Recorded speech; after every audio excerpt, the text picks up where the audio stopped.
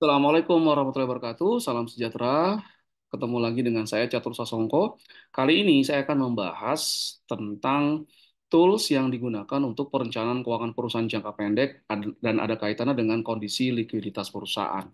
Pengelolaan likuiditas perusahaan yaitu kita menyusun anggaran kas atau cash budget. Nah, yang saya buat ini memang sifatnya umum, Bapak Ibu yang di perusahaan atau memiliki usaha bisa menyesuaikan dengan kondisi yang ada di tempat Bapak Ibu. Oke, saya akan share dulu.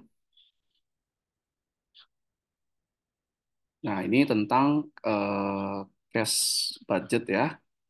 Oke, oke, cash budget. Nah, yang akan saya presentasikan ini, yang pertama adalah definisi cash budget. Apa sih cash budget? Dan kemudian kenapa perusahaan harus buat cash budget? Dan bagaimana cash budget itu menyusunnya secara umum? Dan terakhir, apa saja komponen-komponen yang ada dalam cash budget atau anggaran kas? Oke, kita mulai dengan definisi cash budget.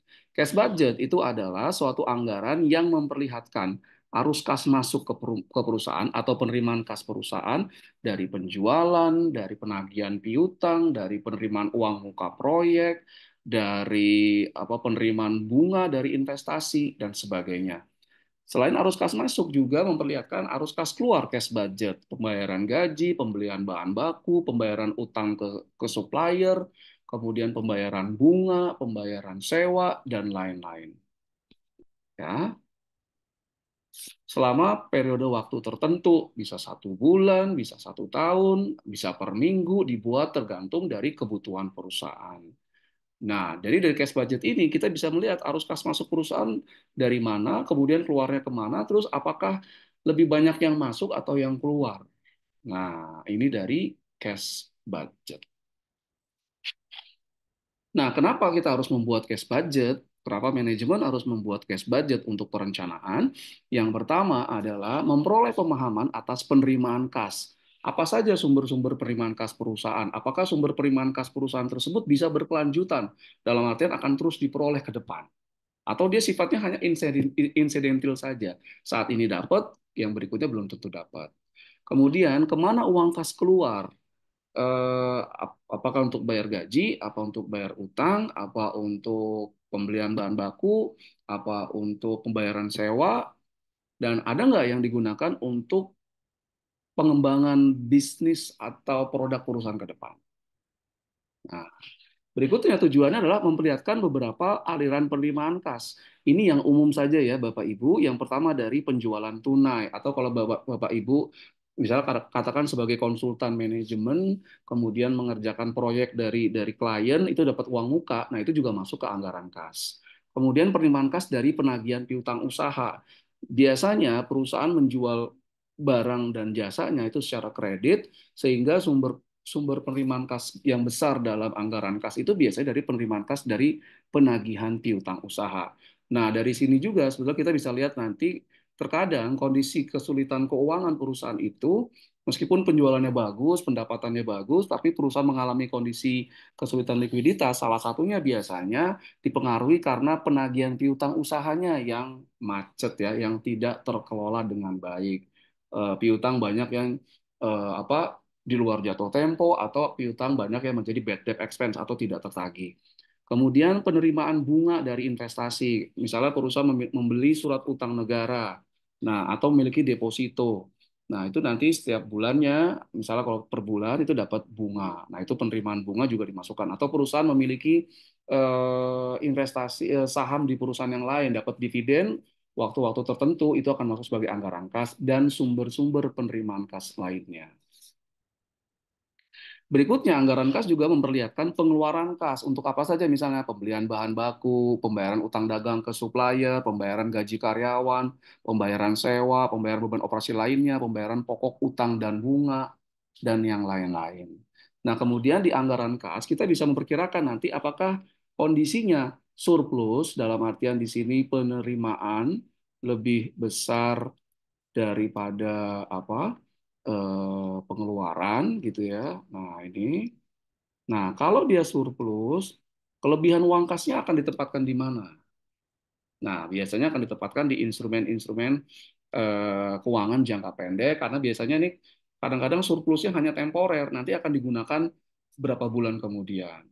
Nah, ya jadi kalau surplus taruh di instrumen keuangan yang diperhatikan bukan imbal hasil sebetulnya di instrumen keuangan untuk penempatan surplus ini, tapi lebih ke arah keamanan dari modal investasi ini atau surplus ini aman dalam artian tidak akan berkurang dalam jumlah yang besar ketika nanti dibutuhkan.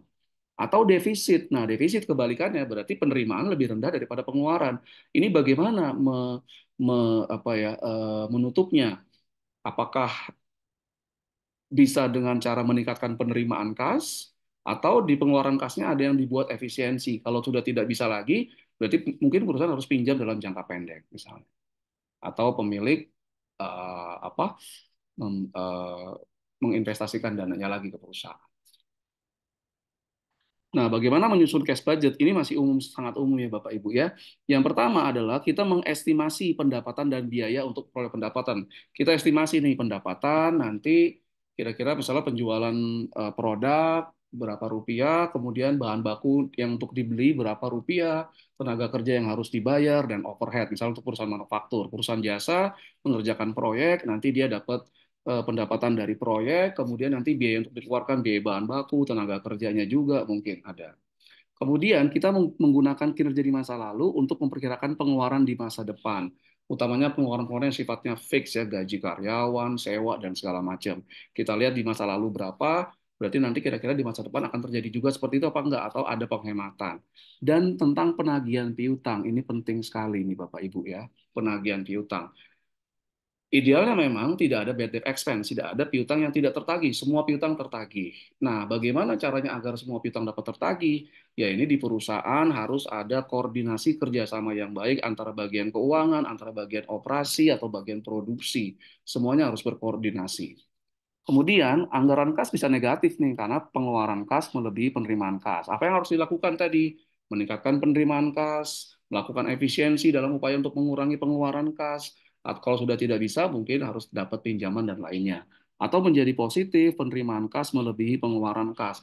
Surplusnya ini atau positifnya ini akan digunakan untuk apa? Biasanya tadi diinvestasikan ke instrumen keuangan jangka pendek karena terkadang bisnisnya cyclical, dalam artian pendapatan itu ada di bulan-bulan tertentu yang tinggi, tapi nanti ada bulan-bulan tertentu juga yang rendah.